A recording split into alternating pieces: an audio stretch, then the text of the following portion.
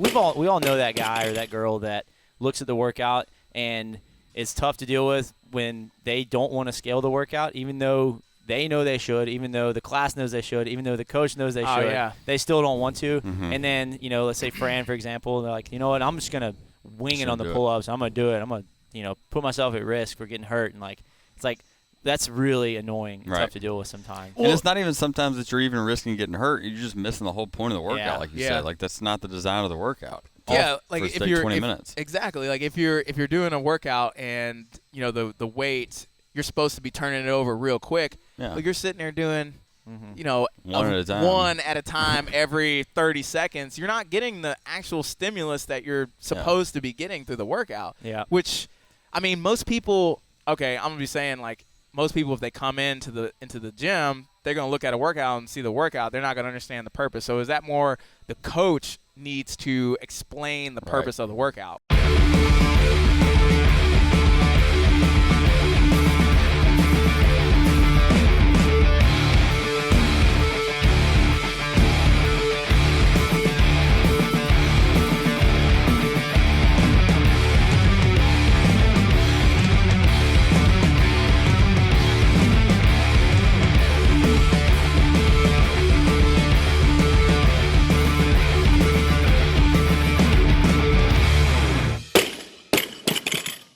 After the episode, head over to iTunes or the Apple Podcast app if you have an iPhone, or the Stitcher app if you have an Android device. Go ahead and subscribe and leave us a 5-star review. We really appreciate that. Enjoy. Specific example off the top of my head right now, but we were just talking about when you're a kid, you don't pick up on the little innuendos or jokes.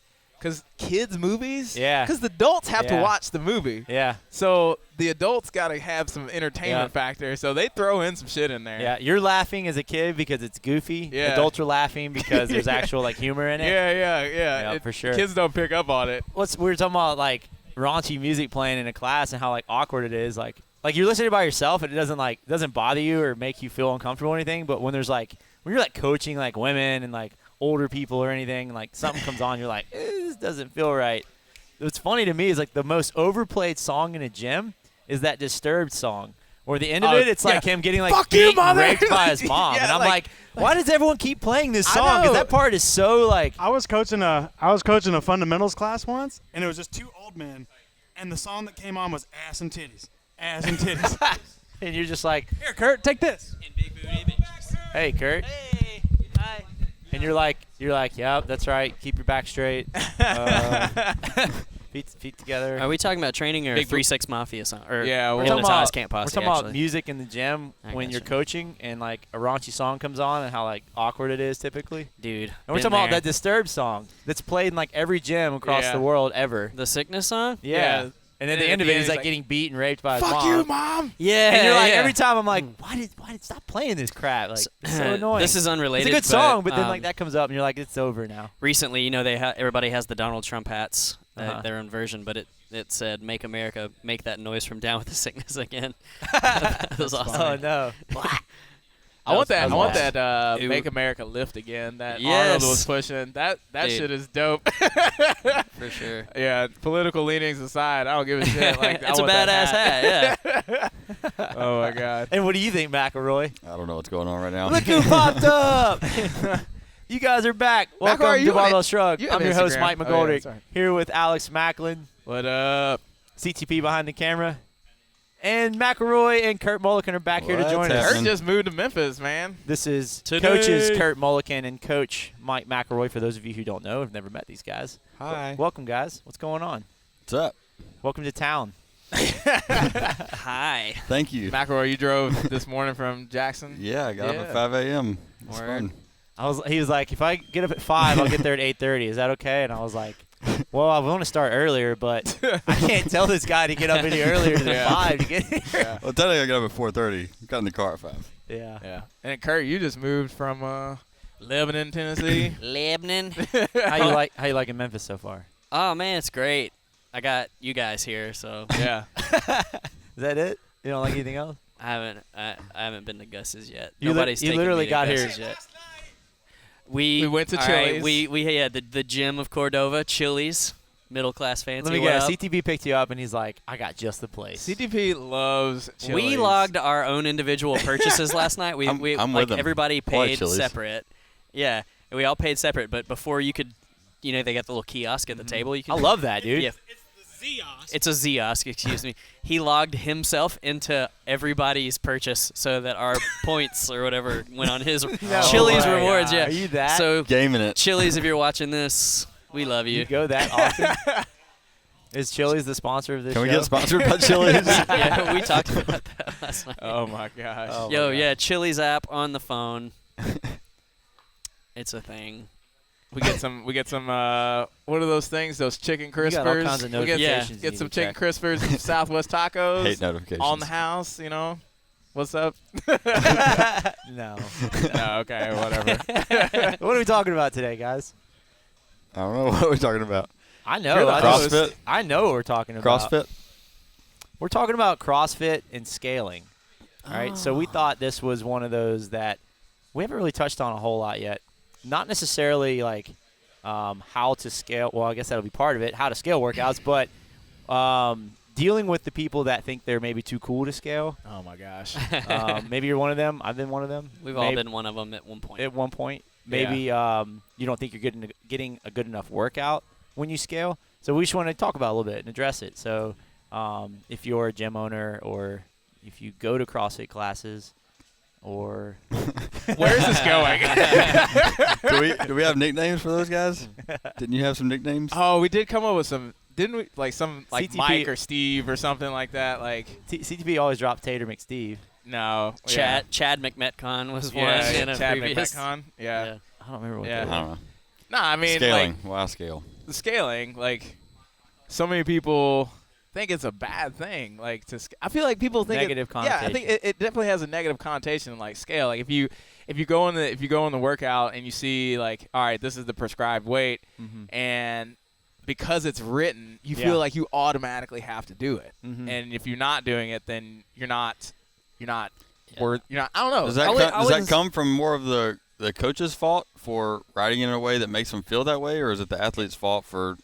I think maybe to get the thought that because there's a written workout, anything that's different from that is less. Yeah. But it's not always the case. Like, sometimes like every workout that's written is not going to be perfect for you. So you've got to just be okay with sometimes making adjustments. I don't even like calling it scaling. Like we made adjustments to get the workout in. Yeah. Well, I feel like from day one that you always had the leaderboard, and if you did something other than what was on there, you were automatically now like removed on the leaderboard. So like that. Well, you're automatically ranked lower. So we had this talk earlier about what it does mentally or whatever. Yeah.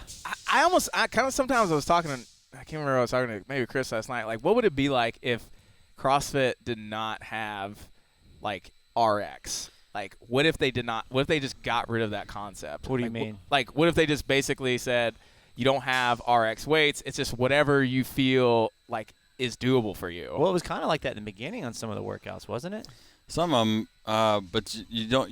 I mean, the whole point or one of the whole points of CrossFit is to be able to measure and repeat things. Right. So if you don't have that measurable, then you can't. Yeah, and it's hard to collect judge data against too that people. way. Yeah, right. You know? Yeah, I mean that's a good point, but I mean at the same time it's like, now you have this, and it's good to have. I think it's good to have maybe a standard. I think to answer your question, there would probably be less ego and maybe less injuries you could make an argument for. Yeah. But I don't think there would be near the performances going on from I don't think anybody it'd be across as the fun. board. Whether it's games athletes or whether it's the grandma, I don't think there would be near the performance being achieved if there wasn't that kind of thing out there to shoot for. I think people have taken that though. They see like, all right, Right. so many workouts are like 135, 95 or whatever, and they set that as the standard in their own head. So Right. when you as a coach present a workout that says, do this workout with like 8 unbroken thrusters, they're like, well, Right. what do I use? Like they don't know where to go. Yeah. Yeah. Well, I mean, I think even in CrossFit brings this up in terms of threshold training. Right. Is that a new term? Because I feel like I heard something else differently like a few years ago. I don't know if it's a new term within the CrossFit community, but Yeah. I mean, threshold training is not a new term. I think from what they were using it as is a new term. Yeah. And they kind of used it as the example of when I went back and redid the level 1. They kind of redid they started talking about threshold training was that point where you're not doing every movement absolutely perfectly. So you're not slowing down that much where you're doing absolutely perfectly, but you're also not just going at reckless abandon. Yeah, and doing it whatever. Because what the central premise of CrossFit, from what I understand, is intensity is how you build work capacity, right. and they're basically a definition of fitness. So if you are doing a workout and every rep is perfect, you're probably not doing it as intensely as possible, which means A, either you need to move faster, or B, the weight or the load or the movement needs to become more challenging. Right. But I think people tend to take that and they see that as, well, technique doesn't matter. Right. Like they see, like people see that and misinterpret that as like, oh, well, you just need to make it intense. It's always got to be as hard as it possibly can. Or you're maybe missing the point of what that workout's intended to do. Yeah, that's true. And sometimes there's not an intention behind it, but for most of the time there is, and maybe there should always be. I don't know, but we all know that guy or that girl that looks at the workout and it's tough to deal with when they don't want to scale the workout, even though they know they should, even though the class knows they should, even though the coach knows they should. They still don't want to. And then let's say Fran, for example, they're like, you know what, I'm just gonna wing it on the pull-ups. I'm gonna do it. I'm gonna put myself at risk for getting hurt, and it's like that's really annoying and tough to deal with sometimes. And it's not even sometimes that you're even risking getting hurt. You're just missing the whole point of the workout, like you said. Like that's not the design of the workout. Yeah, like if you're 20 minutes. Exactly. Like if you're doing a workout and the weight, you're supposed to be turning it over real quick. Yeah. Like you're sitting there doing one at a time every 30 seconds. You're not getting the actual stimulus that you're supposed to be getting through the workout. Yeah. Which, I mean, most people. Okay, I'm gonna be saying like most people, if they come into the gym, they're gonna look at a workout and see the workout. They're not gonna understand the purpose. So is that more the coach needs to explain the purpose of the workout? Yeah, and that's why I brought that point up. Like at our gym, a lot of times I won't write a prescribed workout, depending on if it's an interval workout or what the premise of the workout is. Then I won't write a prescribed workout, and it's up to us as the coaches to describe the workout in a way that they know what weight they should use. Right. I mean, even yesterday we had a wall ball workout, and I didn't even write the wall ball weight because it needed to be adjusted for a lot of people, and that's not something that you typically think of as scaling. Like 20 pounds was heavy for what the purpose of the workout was, which, like you said, if you write that up on the board, everybody's going to do 20-pound wall. Don't you? I've seen your programming because you program for our Shrug Strength Challenge. You typically write out like how it should be, like how you should feel during the training. Yeah. Like the description of, exactly how it should feel, if it should be unbroken or if it shouldn't be unbroken, or if it should be a big bottleneck because you're stopping because the weight's heavy, or if it should be something you can cycle and keep breathing and moving through, or something like that. And that's why I brought the coaching on the front end. Like is it the coach's fault that the person's not scaling appropriately, or is it the athlete's? I think it's a little bit of both. I mean, there's a lot of ego that you have to. For sure. Sometimes coaches' answers might be, well, I want you to hurt today, so we're all going to do Fran. It's like, I guarantee you in most gyms, 50%, I don't know, 50% of the people doing it don't hurt like the intention that you want them to hurt. Yeah. And I don't mean like you're like trying to like make people like hurt and like go damage them. I just mean like you want them to do a short, powerful workout that's like going to most really population sting. is like 8 minutes, and that's not what that's going not for. the same thing as a 2 or 3 minute workout, where you want just like fast turnover and that constant kind of like high RPM, just ouch. Yeah. But I mean, you've also fighting that uphill barrier. Like when you walk into a class and you see everybody else is doing this, or maybe even somebody like smaller than you or whatever, like you just started, like you're that dude or that girl who just started, and you're like, oh, well, she's doing or he's doing this weight, like I should be able to do this weight. How do you get over that? Like, I mean, that's a huge, I mean, you don't want to seem like the bitch and like in the weakling, Yeah, I mean, that's ego, and it comes with maturity, you know. Having a good coach explaining, like, what the plan is, why you're not doing this, and just more why behind it definitely helps. Yeah. We all get tired of hearing that. We've explained that on other shows. Like, you're going to get there. It's going to be very safe. But at the same time, it's like it requires some patience on your end, too. Well, what about the people that are flat out just like, well, I'm just going to do whatever I want to do, bro? Like, I mean, I've seen it. Yeah. Like, what do you say? What do you say to those people? I'd ask him. He coaches more classes than I do. I'd say no, you're not. Yeah. I mean, I'll stop him. We talked about this before, I think, but I'll take weight off people's bar in the middle of class, and my coaches will do the same thing. I mean, that's our job. If they won't let us do our job, then they're gonna have to find somewhere else that they can do whatever they want to do. So you will literally go in there and like you're either you're scaling it or GTFO. Like we'll just come and strip the weight off. And, well, that's like a hard lesson to learn. If learn. you walk over and strip the weight off, they usually stop talking back. Yeah. Yeah. They're at a point where they're like, okay, he's serious about it. Yeah, if you allow it once. Have you ever had anybody they expect it. Have you ever had anybody like get up on your face and be like, "What the fuck, dude?" Like, no, I mean I've had people get frustrated, but I mean to be honest, the hardest thing that I've seen being dealt with is female coaches with male athletes. Yeah. And that's like when I do it, they're usually not a big deal. Yeah. It's when a female coach does it to a male athlete, and then it's like you're fighting a big uphill battle, and it's challenging for the coach. Yeah. You gotta be stern, huh? Yeah. Yeah. I mean, what do you tell your female coaches? I mean, I just tell them I'll usually get them to come to me, and I'll address it that because their ego is not going to come down. Don't be from that them. man. Don't be that dude. Don't be that dude. Yeah. Don't be a douche. Come on, like just everybody.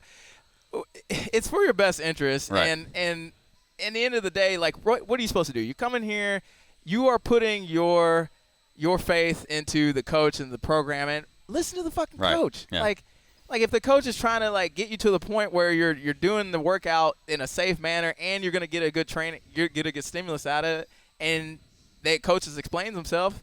Come on, dude. Like, yeah, I mean, I'm, if you've been around me at all, you know I'm a little bit sarcastic. So I usually make some kind of comment like, I mean, the workout I wrote is just a suggestion. You don't have to listen to me.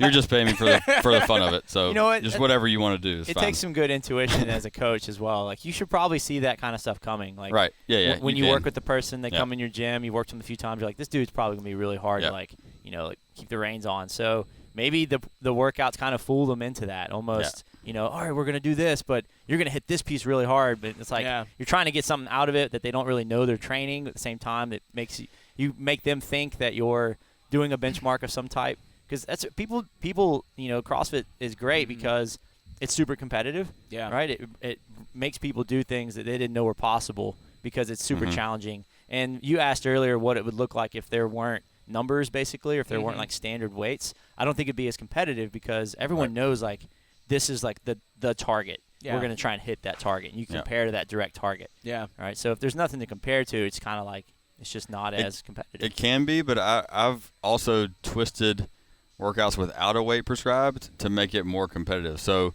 maybe I'll give a percentage or something. And I've done this with some of our Metcons in the Shrugged Strength Challenge where you'll find a weight and then you'll do a percentage of that. And then it's a Metcon based off that. So now everybody's on an equal playing field. Yeah. So it's not 95 pounds, whereas you squat 400 and the next person squats 300. Yeah. So 95 pounds is different. It's the same percentage for everybody, which now makes everybody on the same playing field. And I like that because you know what? It shows that, okay, yes, you're doing a weight that's appropriate, but it also shows you that, okay, well, maybe I need to go and focus on getting stronger, like outside the Metcon or doing other things like, strength program. Yeah, maybe I noticed. noticed. Metcon is not where you get fucking strong. Right. Like, maybe that's a whole nother argument. Yeah, that's a whole nother show in itself. No, we should talk about it because people.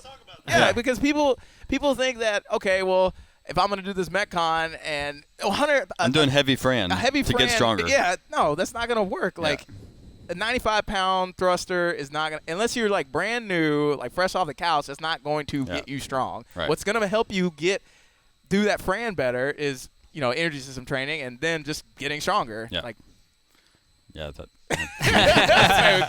Sorry, go ahead. People, if you're trying to argue that Metcons get you stronger, you're dealing with mostly people in that first year of training, and it will get you a little bit stronger then. But once you get past that, you've got to do specific strength training to prepare you for stuff that you want to do in the Metcons. Yeah, what's the purpose of Metcons? It's conditioning. Metabolic conditioning. Yeah. It's not strength. Right. It's not strength work. Yeah, I think with that argument, like you said, the beginner that sees they believe it works because they haven't done like everything works at that point. Like you could do anything and see gains. So it's hard to argue with it. But after 1 year, or however long, when they stop seeing gains and hit those plateaus, you have to explain and help them understand. But you know what? Like I don't want to like throw them under the bus and be like, you know what? We don't want you in the gym. Like you're out of here. Yeah. It's the biggest thing that could be helpful is letting them kind of do it sometimes, and then letting them seeing how it sometimes people have to do it themselves. Yeah. You can tell them all day long, but then until they go do Fran and get crushed, because they can't do strict pull or they can't do pull-ups because their upper body's not strong enough. It's very exposing that way. And that's how you learn go to back want to do it. to the stripping weight off somebody's bar. That's in an unsafe scenario. Yeah. So otherwise, it could be something like that where I'll just let you do the workout, and you get done, and you feel totally different than all these other people do after the workout. Yeah. And I'm like, see, that's what I was trying to tell you, that you missed the feeling of the workout. Well, I think asking them how's that working out for you? Right. Just straight up ask them you did this workout. How's this working out for you right now? During the thrusters? Yeah. So I put the RX weight is 275. My deadlift's only 250. And I did it anyway. I'm like, well, how'd that work out for you? Yeah, well, you can PR. ask people questions, and sometimes they'll come to a realization. Like if they're doing thrusters with 95 pounds and it's too much, and be like, I see that your elbows are where your penis is. You're collapsing. Yeah. How's that working out for you? Yeah. But I think when you're coaching groups of people, sometimes they see things differently. So shifting their perception of what the leaderboard or Wattify is, because if you get down to it, like Wattify or whatever you're using, the leaderboard, it's a digital journal for you and your fitness journey, and it's to collect data. But they see it as the whiteboard, the scoreboard, and it is. Yeah. It is pretty much. So it depends on how you're looking at it. If it's a scoreboard to some people who are very competitive. That scoreboard, if it was a person, it would be in their face like, you ain't shit all the time, and you're trying to prove yourself to that person rather than logging your workout and using that for data. Yeah. Well, what about the people that think that if they scale, they're not going to get a good workout? Because I've heard this before, I'm not going to call my mom out, but my mom, she's like. But I am. I'm not going to, but I'm just going to go right ahead and do it. She's already like, what the fuck, Alex? But yeah, what about people who think that they're not going to get good training if they scale the weight? They didn't push them hard enough. You know what? If they feel that way, they either are probably right, meaning that so far, whatever it is, the type of scaling you're doing isn't giving them a good enough workout, because they would know, right? So I think that comes down to scaling correctly, which we can dive into here in a second. Yeah. But that's all I would say is if you feel like you're not getting enough workout in, you're probably not then. Yeah. When you get a good workout in. So I think scaling can be broken into two things. It could be movement selection or intensity and volume, right? So when you go to scale something, you either do it by changing the movements or you change the intensity or the loading and the reps, right? Right. So if you do that incorrectly, your workout's not going to be changed. I think, too, or it's not going to be challenging. Educating on what is a good workout. Yeah. Because sometimes they think it's only a good workout if they reach Put your muscle dick in the failure dirt, or if you're laid out on the ground after. Yeah. And that's not always what a good workout is. So educating them on that, on what the purpose of the workout is, so that you know what a good workout is. Oh, I think I agree with you, but at the same time, it's easier to it's easy to say that as a coach and not always convince the person, not always convince the athlete that, because people I want to feel that I've done something. Right. Yeah. I want to feel that. And if that's what I'm paid to come here for and do, then let me have that, Yeah. So you got to find that balance. That just comes with good coaching and maturity. So what are some of the ways that you would maybe scale? Like you mentioned volume and load, movements. What are some of maybe do you have any examples off the top of your head? So let's just use after this break, we'll come back and give you the lowdown. Hey, I see you sitting there. I know you're trying to find a bitchin' t-shirt to get your mom for her birthday. Head on over to merch.barbellshrugged.com. Wrong, and I'm right. You're entitled to your own opinion if it's mine. I'm smarter than you. I know you are, but what am I? That's really what we're saying right now. I know you are, but what am I? And we're back. All right, wait, that's saying you're stronger. So before we took a break, Smarter. we were just now getting into explaining honestly how to scale properly. So one of the first things that we think you should look at is what are you trying to get out of the workout, right? Yep. So if you go to workout and you know there's limitations in it, that things you can't do that would keep you from doing it as written, you need to figure out what is the purpose of this workout. Yeah. What are some of the things you would look for when taking a stab at it? I think big picture, taking a bird's eye view is what is the workout designed to do? So whether it's an energy system or whatever, what is the workout designed to do? And then what is the biggest thing that's keeping you from getting that response? Is it strength that's keeping you from getting that response? Is it muscle endurance? Is it technique? Like, what is the factor that's keeping you from getting that response? And then from that, you can figure out how you need to scale the workout to get the most benefit for you individually. But how would you know that just looking at you would need a coach to kind of explain that to you, which is kind of what you were talking about earlier. The coach needs to educate the athlete on what the actual purpose is. Yeah, so we may not give the exact same scaling progression for every single athlete, and like I said, that goes back to the coach understanding it. But that right there, what you just said, is a huge point, because I feel from just going and watching and being in CrossFit classes, there's a prescribed scale. Right. Yep. And you just said that there should be a scale almost for each individual person. Yeah. Well, and without getting into specific movements, I want people to think on a level of, I don't think, like, if, let's say Randy is the workout, which is 75 snatches at 75 pounds, which is the weight that any of us here would do, or anybody at the games would do. So is doing just a lighter snatch okay for everybody? And I would argue that it's not, especially if it's your 60-year-old grandma who has never done a barbell lift in her life. Like, just making the movement lighter is still probably going to wreck her back. Yeah. So or a shoulder. We need to think, or anything. So we need to think deeper than just making the weight lighter when we're talking about scaling. Yeah. So give an example of that. So if you had to scale something like Randy. What's Randy again? Randy's 75 snatches. 75 pounds. Snatches for time. So it's basically, for somebody like McGee or athletes at that level, it's 75 rounded back good mornings with a overhead raise. Right. So for me, it's just like, how fast can I do 75 reps? Because it's meant to be with almost no limiter, maybe a couple of breaks, maybe a little bit of grip, and that's it. Because it's meant to be something you just blow supposed to hurt. I Yeah. don't remember what the time for regionals a couple years ago. It was a couple minutes. Yeah. 2 or 3 minutes. Yeah. But then you've got a 60-year-old who wants to do the same thing. Obviously, they come into the gym. They've only been there for a month or two. You're not going to say, all right, we're just going to do that with a PVC. You could, I mean, but what would you recommend instead? I would recommend like something like kettlebell swings, or maybe deadlifts, but probably more something like Russian kettlebell swings or kettlebell swings if they're comfortable with that movement, because it's still going to get them the hinging volume. It's less technical, so they're not worried about as much technique, and they're still getting a good workout out of it. Whereas if you take them down the PVC pipe, really all you're teaching is movement and technique, which is fine, but in my opinion, that should be addressed separately, because what you mentioned earlier, the Metcon is for conditioning.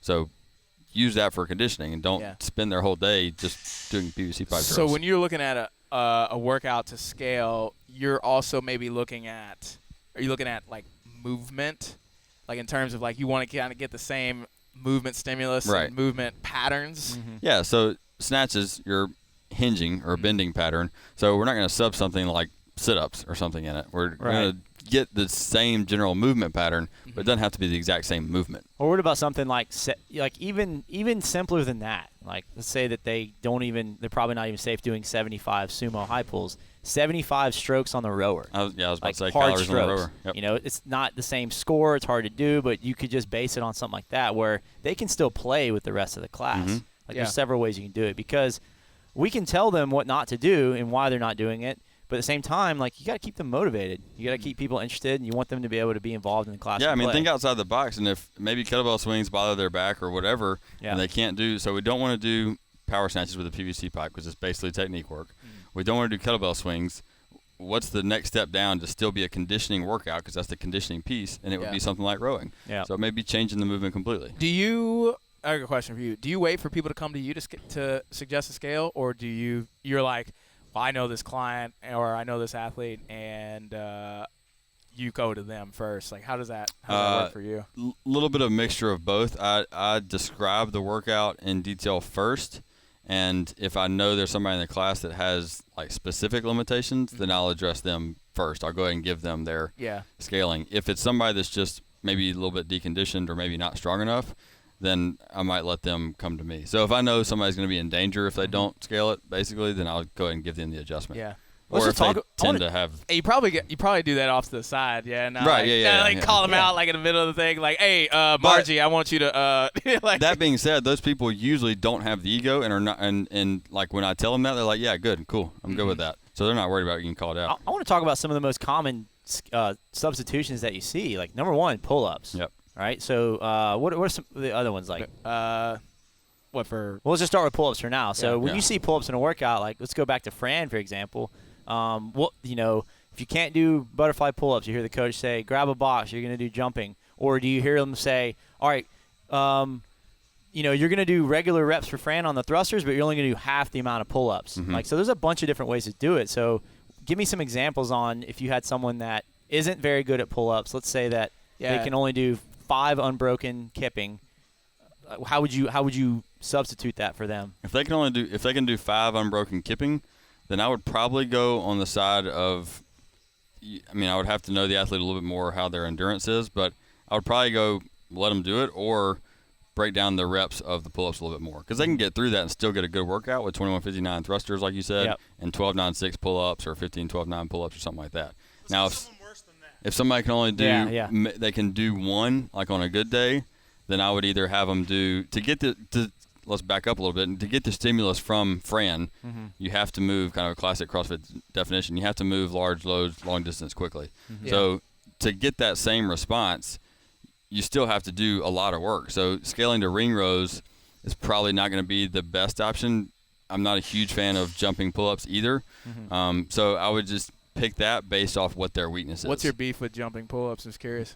I just don't like they're still jumping down. A lot of people don't control that bottom position, and so they're still hitting a lot of load on that shoulder without any control. They're not strong enough to get eccentric work because they're just falling. No, the control at the bottom. A lot of times they just land at the bottom and land on their box, so they're getting still getting a lot of pressure on their shoulder, and we know they're not strong enough to handle anything, and they're basically doing box jumps on their calves too. Right. So, so what would you do? What would you do as an alternative? I typically do ring rows, and I explained this to our coaches the other day that I do ring rows because I don't think there's near enough horizontal pulling in CrossFit, so that's just kind of a general overall thing. I think everybody would be healthier with shoulders and everything if we do horizontal pulling, and we do a lot of negative or eccentric only pull-ups for strength work, so we're still getting that vertical pulling in. So with my overall program in mind, then that works better. I got to pick on that for a second. Okay? You ready? So we already discussed that I'm right and you're wrong. we just talked about how you don't want to use Metcons to get stronger, but in that case, and I'm sorry, I'm not like attacking it, but it sounds like you're trying to use ring rows to build strength. Yep. I would look at it more from if you're not strong enough to do pull-ups in the Metcon, I don't think you should try and substitute another strength exercise to improve in that Metcon. I think the point of the Metcon is to put your dick in the dirt, like Alex says. Right? So, I agree. are there other movements you could do in lieu of ring rows or whatever? I mean, ring rows are pretty good because you can get your heart rate going pretty high on those still. It's kind of So you're thinking more about the effect, the metabolic effect, effect right. instead of it Effect, being right. like a strength like okay, well we want to do jumping pull-ups and slow the negative. Like I don't want to tell them to do that in Fran because I'm not trying to make them you want to keep them stronger during that Metcon. I want to make them stronger outside of that so they can do it in the Metcon. Yeah. Does that make sense? Yeah, definitely. And that's what I was saying in the beginning. A Metcon is for that, and especially Fran, you have to be doing that large load, long distance quickly. So I think for me, that's the hard one to program in group classes because of that, because it is hard to still get that response from most of my population in my class. So I just avoid a workout like that. It's not because I'm avoiding it in the sense that I don't know what to do with it. I think there's a better way to get a 4-minute, 5-minute really hard effort response than thrusters and pull-ups. Yeah. So how do you and we're just picking on Fran because it's like the most popular. universal and they did it at the level 1. I don't think they do it anymore. No, they do thrusters and burpees, which I would say is ouch. That's terrible. Yes, that's terrible. I would even almost say if you were talking about getting the metabolic effect and not having the strength aspect, thruster burpee would be how I would scale Fran. I think for most there still could be a lot of people that probably can't dig because burpees probably are still pretty taxing to the upper body. Holy shit! But for the most, I think a higher percentage of people can hurt on that more than 100%. than regular Fran. Yeah. Yep. I was agree. going to ask what percentage you think of people at the level 1 can actually do Fran prescribed, let's say in 10 minutes. Do you I think when I went it was like maybe 50% of people. Yeah. It wasn't that many. Yeah, I'd agree. It's probably 10 minutes, probably a little bit more than that now. I think a good bit of guys that go to that can do it under that. Yeah. But I don't know what that has really to do with the topic. Yeah, where were we going? Yeah, we were talking. Huh? Yeah, more examples. What other movements are common scales?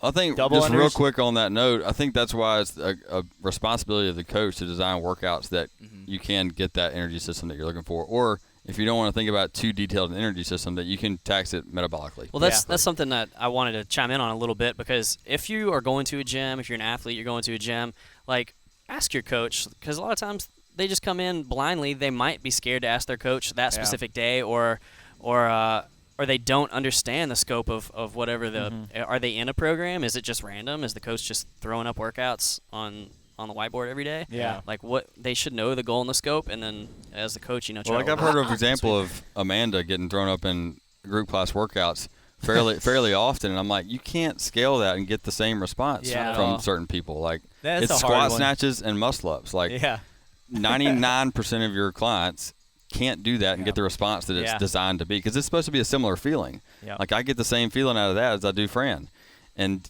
to get that same feeling by scaling it down is nearly impossible unless you just completely change the movements. Gotcha. Which So basically, you're saying is like, if you're program designing, you've got to be aware. You got to be aware of your athletes. Yeah, I mean, even something like we just talked about, burpees was a great maybe scale to get that metabolic effect of Fran. But there's a lot of people, if you just did 50 burpees for time, for us it would crush. You could just knock it out super fast. Yeah. There's people that can't do burpees fast. You know, there's a large percentage. So, like, what do you do? Yeah. Stick them on the air bike, row, or something like that.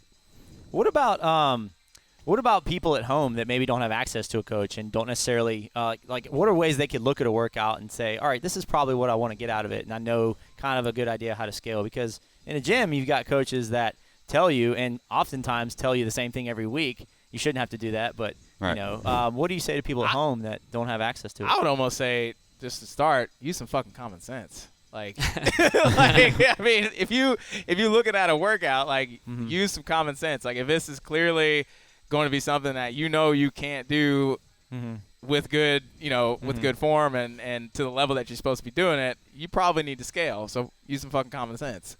I think breaking it up into some categories. What are some principles or order operations? Right. So you've got to look at movement and things that you're capable of as skill work is the limiter, strength is the limiter, conditioning is the limiter. When you're designing your conditioning workouts, don't put something in there that you're not technically sound at. If you can only do 4 double unders in a row, don't put double unders in a workout that you're needing to do for 20 minutes straight. Right. You said it way better. I think another way to look at it use too, common sense. I think another way to look at it too is look at the total amount of reps in it. Right. If it's something that's like 100, 200, 300 reps, you can assume that that's supposed to be a high turnover, long workout, right? Yeah. Just almost assume that. Yep. If it's really short reps, like 975, you should assume that that's supposed to be short, probably painful, and probably kind of heavy. Yeah. Yep. All right, so just kind of think of it like that. And if you aren't able to do that, and if you see something like 975 and you're not able to do that under 10 minutes, you might have scaled incorrectly, and you might need to either change the loading or choose a different movement. Would you say most people probably should scale? Or how would you say? I don't know. That's all relative. That I think depends it's on the relative to the program. workout that Yeah, pops it's up. going to depend on the program. Yeah, because I feel like when I was doing CrossFit, and I was doing a regular class, I almost feel like I probably should have scaled more. I think it depends on the gym you're at, because any gym you go to, if one gym could program CrossFit.com every day, one gym could program Invictus Competitors blog every day, and that just changes the percentage on who should scale all the time. If some gyms could do, what Dan does or something, and everyone needs to scale. I need to scale. Right? We all need to scale. I think I think on your topic too is looking at the total reps, looking at what you've done in the past. So if the most you've ever done in a day is 20 pull-ups, and the workout calls for 100 pull-ups, maybe you should tone it down a little bit. Yeah, so that's a good point. Going on change that, the movement. going on that, what are some of the biggest, like, let's say, like, top 10 just like mistakes when scaling, when choosing a scale? I think the wrong movement. I think one of the biggest issues is that you can see like a thruster, and then maybe you completely underscale it, right? Maybe it's not challenging enough. You still want something that's going to push you. That's a long, big movement, so it's got to stay a long. Yeah, exactly. So I guess long, big that's a good point. You saved me on that one. I didn't know where I was going with it, but yeah, just good movement That's one rep selection. max relative to high reps. Yeah. Yeah. I mean, well, it goes back to what both of you guys were saying is that, one, you want to look at the movement pattern and you want to make sure that you can do the movements or whatever. And then, two, you want to get the metabolic effect. Yeah. So if you're doing a thruster and like it's a long, big movement, well, you don't want to do something like super short range of motion. LBM. Yeah. All right, I know one. We talked about trying to get strong in a Metcon if you're trying to improve in something is a mistake. And we talked about like the wrong amount of reps. I think that trying to get better technique in Metcons is a huge mistake. Oh, God. Someone who's not proficient in like the snatch or Metcon maybe ain't double practice. unders, Right. trying to That's do what I them was in saying. Metcon. Skill, strength, and Metcon. Like, so I break think those down. typically you want to practice new skills in a non-fatigued environment. Now you do have the cases, and we touched on this in a whole technique episode with Doug Larson on the rare cases where I got tired and I started actually falling into my snatch. And it's like, yes, that can happen, but it doesn't mean you still couldn't practice it fresh and get just as good. You know? Well, here's one principle I use logic, too, though. and you asked about principles earlier. Like, there, in my opinion, there's no the only people that should be doing something really heavy in a Metcon is somebody who's really experienced and really moves well with whatever that movement is, even if it's just a basic deadlift. I still don't think most of my general clients should be doing very heavy deadlifts in a general Metcon because they're still not that experienced in it to hold posture when they're under fatigue and breathing hard and all that stuff. And the only way you should do that is if you're extremely experienced. Yeah. Otherwise, keep them separate. Can I ask you a question Yep. and pick on you again? Yep. Put you on the spot? Yep. I'm giving you about 5 seconds to prepare. I can't. You haven't asked a question, What do you so I'm do not preparing. when the open workout comes up and they have a max lift after the Metcon? What do you do with your clients? I will let them do it, and as soon as form starts breaking down, Yeah. Okay, so you monitor it very closely. Yeah. So you kind of risk assessment, I guess. What are y'all's thoughts on it's because they came out, when did they come out with the scaling version of the open? 2 This years year. ago, right? Yeah, 2 years Yeah. ago. What do Oh, y'all? yeah. Like, there was definitely some like mixed views on that. Like, what are y'all's views on the scaling option for the open? I don't know. I think that there could have been a million options for it. I think they just they put some thought into it to let people play. Yeah. You know, like it's discouraging when people are like, "What the fuck, Dave Castro? I got to do muscle ups." Yeah. And it's like, well, you know, and he says repeatedly like, "This is the test for the world's fittest." But at the same time, he also says like, "This is a test of, or the open that everyone can do." Yeah. But it's hard. It's easy to say that, but you're also like discouraging people because they can't do stuff. So they want to play. I think it was great. It allowed people to play and get in there, and like some of the scale divisions, I've got some clients to do it, and like they're super competitive in it. They love it. They love it because there's not huge limiters in it that they have to like put themselves at risk, or they actually get a good workout in. How many people in the gym did you see start the clock, spend 10 minutes trying to get the first muscle up, start it over, start the clock again? Like that's not. I don't think that's what it's about. I wrote an email, and I sent it out to our email list while the open was going on. I talked about scaling. Like, it was my first time doing the open this year, and I was like, well, I'm probably gonna have to scale some of these workouts. I got a lot of like emails back, like, what the hell? Like, why would you scale? Just do it RX. Like, that kind of, because the point is like it goes back to trying to get the stimulus of the workout. Like, if you can't do a muscle up.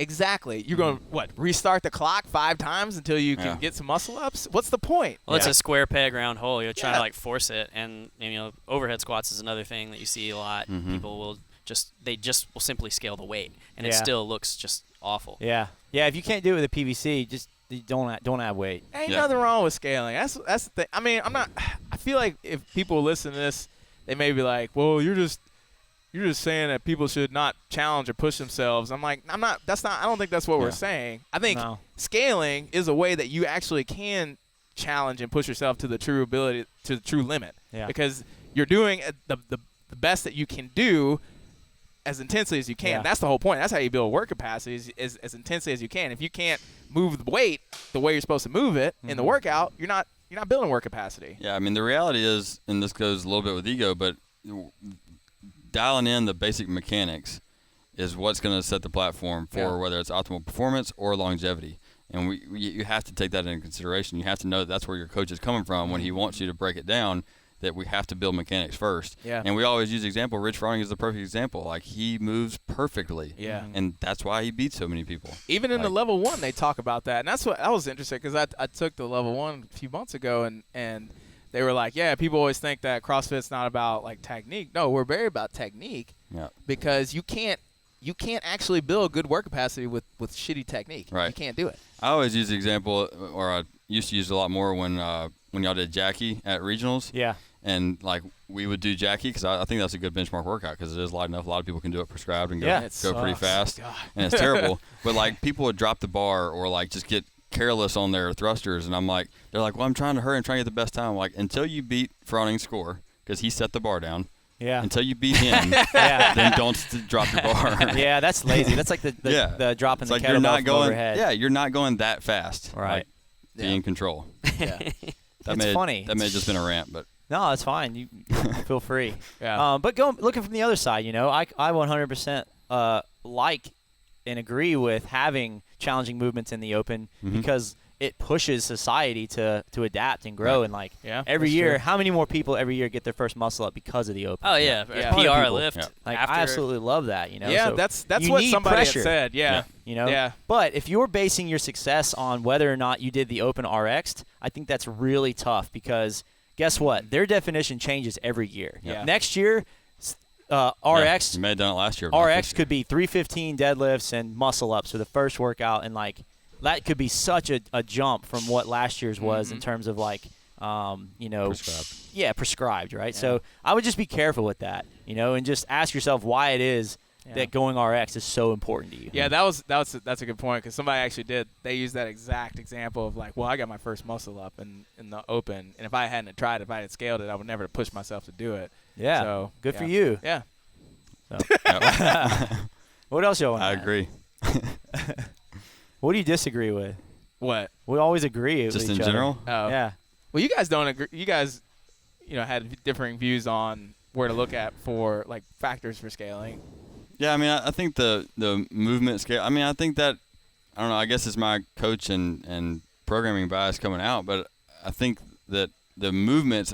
We can't get into specific movements because I think everybody's going to be different because they coach a different style and the athlete's a different person. So I don't think you can get into the specific. I think just understanding kind of what we talked about as far as why we scale, why things are written, understand where we're coming from as coaches to the athlete. Like if your coach is telling you to do something, understand that they're coming from trying to make you move better and move longer. Yeah, I think Okay. there's Understand no that. perfect answer. Just if you're an athlete sitting down and looking at every workout and trying to either mimic that movement pattern or that work being done and just really thinking about it, like putting more thought into it than just simply the weight on the board. Well, I'm gonna call that machismo dude, man, or whatever. Just you gotta get What? No, I'm talking about the dude. Yeah, I was guy- like, yeah. okay. The person that refuses to scale or do anything because such and such. I gotta be the top dog or do the most weight or that person's doing it. You gotta stop comparing yourself to other people, man. Yeah. Like, you gotta go in there and do what's best for you and be able to recognize that. And Somewhere there's still a girl beating you. yeah, that's what I'm No saying. matter- Somewhere there's a yeah. girl outlifting you. So, dude, just chill out. That goes back to competing at a level you're proficient at. Yeah. Like finding something that's better than you to chase after, but not Right. so far elite ahead of you that you're just like you're being unsafe. Yeah. Now, what about we talked about like looking at a workout and trying to figure out like what its purpose is or intent is. Like, look, plain and simple, I do a lot of workouts that have no intent. I don't want anything out of it. I don't care. And that's what a lot of CrossFit is too. Like YOLO. they don't have an intent behind it. It's CrossFit. It's random. You're supposed to figure it out. How do you scale that, or how mentally do you approach those? I guess it's still the coach in me, but I think I still have like even when I'm preparing people for the open, like individual athletes or for regionals or whatever, I'll design a classic CrossFit workout that has random weird bottlenecks in it. But like I still know that going into it. I know that 7 Roy's deadlifts such a with good coach. with running GH sit-ups and deadlifts, I still know that deadlift should be that heavy. So it's still I'm understanding picking at the him, though. purpose. I just wanted to hear the answer. Yeah. I look at it from if it's a workout that has no intent or meaning or energy system that's trying to train or Controlled chaos, which is what a classic CrossFit workout is. Like it's chaos. Well, but I it's designed was just that going to way. say, like, I think you need to look at it from the standpoint of just safety first. Like, Right. just as long as you're being safe, Yeah. then whatever. Yeah. Doesn't matter the scaling option. Who cares if it takes you 2 hours as long as it's not like hurting anything? Like Yeah. whatever. Just I would think safety is the only factor in that. Yeah. I was told- I'll design workouts that are meant to be chaos, and that's exactly what we're looking for. As long as you're safe, that's the only And thing I'm that's looking the to shit get out of it. that's the shit that's fun. Yeah. You see it on paper, and you're like, that's going to be what's fun. one? Yes. What's one that you've done, or that sticks out to you, or you can't even remember? That's since stupid?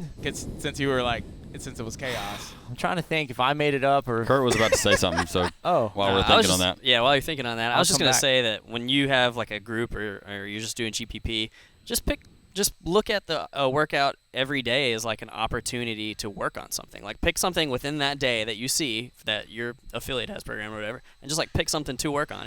You could work on your form inside of the Metcon if that's allowed. You can do that. You can take every day as an opportunity. Yeah. You were asking me about what? What's Fun, the craziest? What's the- chaotic like Metcon. Most chaotic, crazy, no meaning Metcon. There's you've a ever done? million, but one that came to mind was actually here in this gym, and I think it was like a 20-minute AMRAP, or maybe it was like 5 rounds for time, but it was long, and it was like one squat clean at like 90%. It was like 2 rope climbs and like This some already sounds handstand terrible. walking. It was just a bunch of random stuff that was really, really challenging, and I remember like doing it and was like, none of this makes any sense. But I don't care. This is really fun. I just want to see if I could do it. And I got done and I finished it and was like, wow, like it's just cool to see. I don't know. Sometimes you just like to make stuff up to see what it feels like and to see what comes out the other end. Yeah. I think there's more to it than that, than it always having to have a purpose. Yeah. Well, and like you said, if we're training for the sport of CrossFit, that's what CrossFit is just Yeah. the hopper model. So if you're training for CrossFit, you have to have a little bit of that. You have to have some of that. You can't get so specific with just energy system training and just strength work and all these pieces, which obviously I love, but there's got to be some of that. Yeah, I think Randomness. that kind of critique comes in when you're trying to actually see progress in something. If Right. you're just trying to be better at being prepared for stuff or being prepared for, or improving resiliency even, like you got to have some of that in there as well. And it also comes down to if you're looking at it for sport or for fitness. Yeah. Because they're two different, For sure. 2 different roads for sure. Yeah. Yep. There's so much to think about. I think what the biggest thing we're asking you not to do is to get your invisible luggage and board the pain train to injury town. We're gonna stop there. that's a wrap. That's perfect. Yeah, I enjoyed that. We talked about movement selection versus scaling load and intensity. We hope we gave you guys some good insight for you at home listening. And anything you want to add? Go to ShrugStrengthTowns.com. Go do the Shrug Strength test. It's our Cool. test for strength. All right. Appreciate it, guys. Thanks for listening. Yeah.